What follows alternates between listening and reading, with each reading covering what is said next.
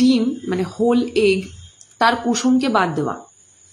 প্রচুর মানুষ আছেন যারা কখনো বলেন যে না আমি কুসুম খাবো না, আবার কখনো কেউ কেউ এটাও বলেন যে আমার ডাক্তার বারণ করেছে। কি না ডিমের কুসুমে কোলেস্ট্রল আছে।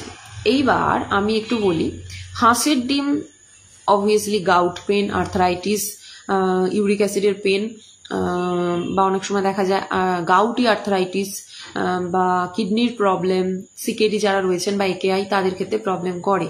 অনেক সময় ব্লটেড ফিল হয়, কারণ হচ্ছে হাঁসের ডিমের ফ্যাট পার্সেন্টেজ বেশি, প্রোটিন পার্সেন্টেজ বেশি, হাঁসের ডিম আকারে একটু বড় হয়, মানে ওজনে ভারী হয় ওকে, তো সেই জন্য কিন্তু অনেক সময় এদের ক্ষেত্রে সমস্যা আসে। বাট আপনি যখন একটা মুরগির ডিম বা একটা পোলট্রি এগ খাবেন, সেই জায়গায় তার ওজন থাকে more or less 50 to 55, 57 up to 57ও আসে না, 55। তো 55 গ্রাম একটা ডিমের মধ্যে খোসাটা বাদ দিয়ে সাদাটা অর্থাৎ অ্যালবুমিন পার্ট আর ভিতর থাকছে গ্লোবিউলিন পার্ট অর্থাৎ কুসুমটা, ইয়ক পোর্শন, যেখানে কিনা প্রোটিন তো থাকেই, ফ্যাটসও থাকে, কিন্তু সেটা হেলদি ফ্যাট থাকে, এইটা মনে রাখতে হবে। এইবার যদি আমি সাদাটা বাদ দিয়ে কুসুমটাকে শুধু ধরি, খুব জোর যদি ওয়েট হিসাবে বলি তাহলে 10 to 15 গ্রামস, এতটাও আসবে না, মোরাললেস এর মধ্যে থাকবে। তাহলে আপনি যখন বাইরে জাঙ্ক ফুড খাচ্ছেন বা আপনি এক্সারসাইজ না করছেন, বাড়িতে অয়েল কনজাম্পশন অনেক বেশি, অয়েল কনজাম্পশন নিয়েও আমার একটি ভিডিও আছে, চেক করতে পারেন, এখানেই দেখতে পাবেন।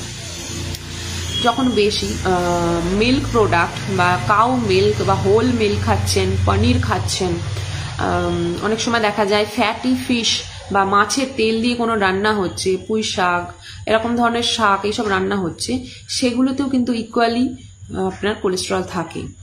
তাহলে ডিমের কুসুম এত শত্রু কেন? প্রথম কথা, কোলেস্টেরল আমাদের শরীরে প্রয়োজন আছে। কোলেস্টেরল হচ্ছে ফ্যাটের এস্টার।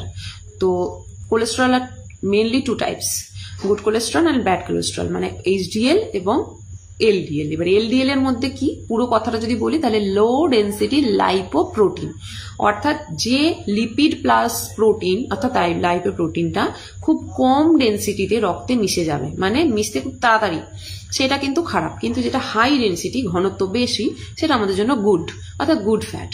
তাহলে এইচডিএল আর এলডিএল এর তফাৎটাকে বুঝতে হবে। ফ্রি অয়েলের সোর্স, একটা তেলে ভাজা খেয়ে নিলাম, একটা বেসন বড়া খেয়ে নিলাম, আজকে তো ভেজ তাই আজকে বাড়িতে না ফুলুরি হয়েছে, আজকে না বেসন বড়া হয়েছে, দ্যাট ইজ ব্যাড কোলেস্টেরল, ডিমের কুসুমটা নয়, এটা বুঝতে হবে।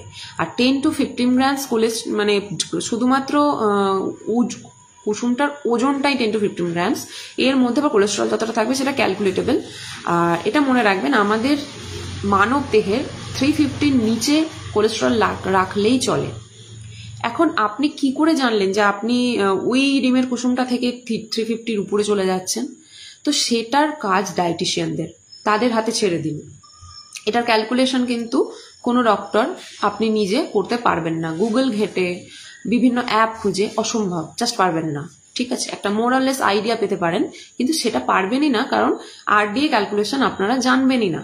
তো সেই জন্য সেই ধারণাটা বা সেই দায়িত্বটা একজন এক্সপার্ট ডায়েটিশিয়ানকে দিয়ে দিন, তারাই করে দেবে। কিন্তু ডিমের কুসুম মানেই খারাপ নয়, তো এটা একটা অবভিয়াসলি মিথ।